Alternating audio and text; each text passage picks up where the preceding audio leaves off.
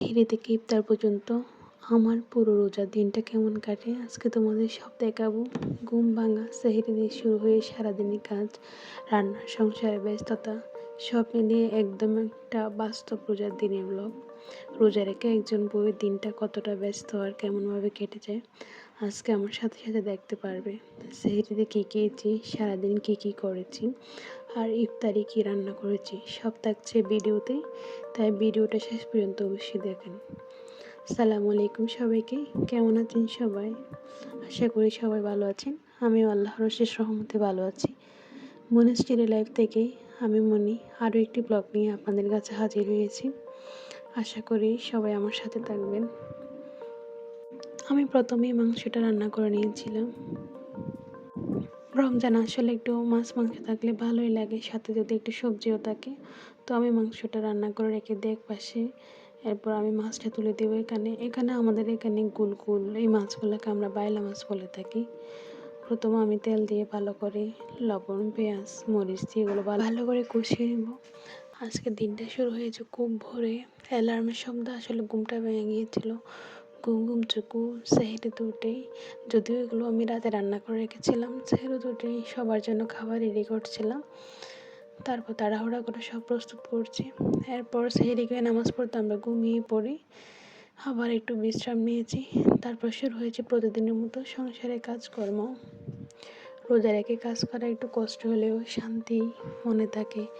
দুপুরের দিকে রান্নার প্রস্তুতি আর করে ছোট ছোট কাজ করেছি। বিকাল হলে ইফতারের চিন্তা শুরু হয়েছে। আজ ইফতারি কী বানালাম সেটাও আপনাদের দেখাবো।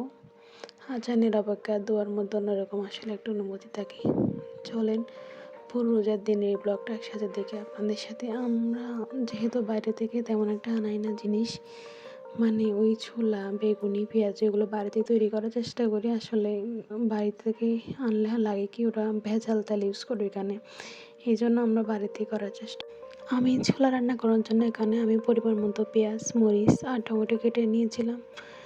ছোলা নিয়ে তেমন একটা আসলে বলতে হবে না সবাইকে, আমি জানি আমার চেয়েও আপনারা ভালো ছোলা রান্না করতে পারেন। যেহেতু রোজা রাখি তাই চেষ্টা করি তেলের খাবার কম খেয়ে যদি একটু পুষ্টিমানের খাবার খাওয়া যায়, এই জন্য চিড়া ভিজিয়ে রাখি আর দুধ কলা দিয়ে মানে খাওয়ার চেষ্টা করি, যাতে সবাই পুষ্টি পাই আমরা শরীরে।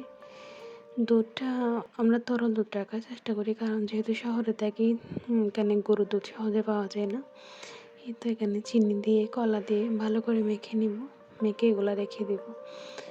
তারপর আমি বানাবো হচ্ছে বুন্দিয়া বানানোর জন্য বেসনের মধ্যে লবণ দিয়ে আমি তেলে ছেড়ে দিয়েছি। এই যে তারপর কালারফুল করার জন্য আমি এখানে বিটরুটের রস ইউজ করেছিলাম।